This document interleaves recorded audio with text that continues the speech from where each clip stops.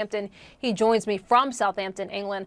Doctor, welcome to the program. Great to have you. I'm not sure if you just heard that interview there, but the friend saying that her biggest concern is that her friend is trapped in a metal can at the bottom of the ocean. Do you share that concern? What's your biggest concern right now? I'd say certainly. I mean, the first thing we need to do is find out where the can of the submersible is. The Navy are quite right. The Coast Guard is saying, look, let's find it first, and then we'll worry about what's next. And, you know, time is ticking very quickly. They've got to find it, locate it first. They're still looking at quite a wide area. We can't see through the ocean. We can't communicate using radio signals and things or radar through the ocean. So it is a sort of a painstaking process. And it takes a while to get the equipment needed to do that on site. You know, this is in the middle of nowhere. Equipment isn't sitting on shelves. It has to be shipped out to location. My understanding is there's a cable layer working out there now that's joined the search that has some of the equipment they need, but it's still limited on depth. You know, if it's sitting right at the bottom, their cameras are right at the limit of their capability. So, you know, we're still a vast job here to try and track it down. Is it clear whether any distress signal went out?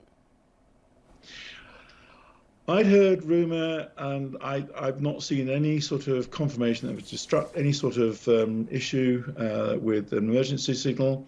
All I know is that the thing sends out an acoustic pulse. I think it's wrong to say it communicates with the ship. It's sending out a very simple pulse to sort of confirm it's there. They lost track of it less than 2 hours into the journey.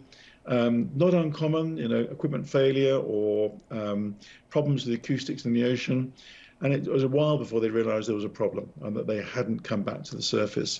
I don't think we can say they're at the surface. I think, you know, if they have managed to instigate the sort of auto float systems, then they should have been at the surface by now. You know, there are two options really. One is that they are trapped. The other is, which is unthinkable, that the sub has got crushed. Both are just really awful to think about. Simon, help us understand how this sub is constructed, and let's assume for a moment that they are still in this sub and okay. What are they looking at? What are they seeing? How big is that space? They're in if you can imagine a small van, a very small van, and you've got 5 people crammed into that. Absolutely fine if you're going down for a journey, an exciting journey for maybe 4, 5, even 8 hours. That becomes less comfortable if you're down there for days. You know, we are heading towards days now. There's no other resources down there. They have air. There's emergency oxygen down there to help them breathe.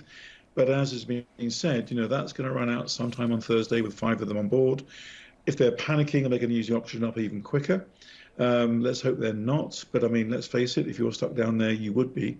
You know, there is nothing there.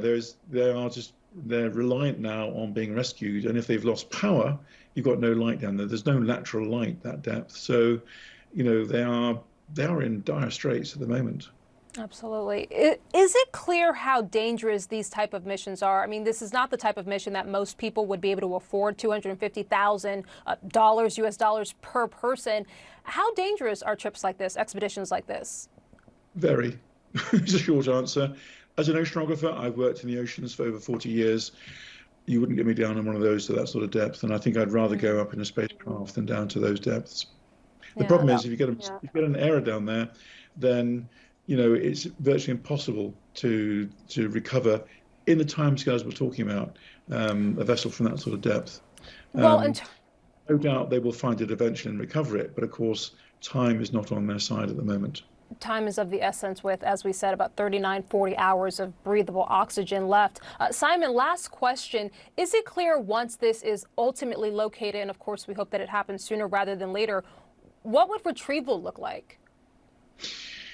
If they've got a robot system capable of going to those depths, and there are not that many in the world today, and it's a question of getting one to them in the time scale.